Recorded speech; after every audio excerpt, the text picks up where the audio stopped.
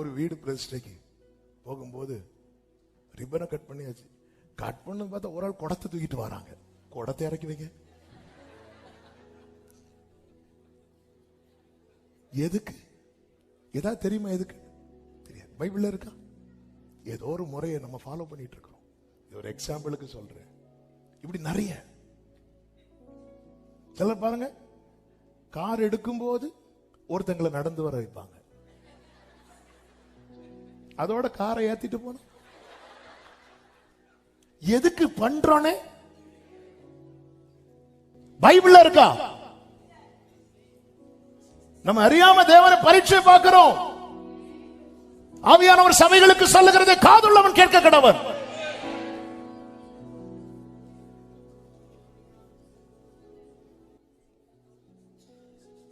இந்த 9க்கும் 10க்கும் இடையில வருவீங்களா?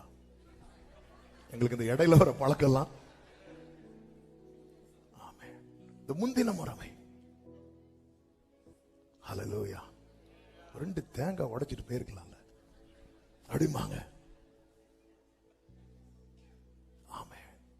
இது தேவனை பரீட்சை பார்க்கிறது. தேவனை பரீட்சை பார்க்க. உன் தேவன் யார் தெரியுமா? ஹல்லேலூயா. மேலே வானத்திலும் கீழே பூமியிலும் இணை இல்லாத நாமத்தை உடையவர். தமக்கு மிஞ்சின வல்லமை கிடையாது. எனவே தம் பேரில் தாமே ஆணையிட்டவர். ஆமென் சொல்லுங்க பார்க்கலாம். உன் தேவனாகிய கர்த்தரை பரீட்சை பாராதிருப்பாயாக.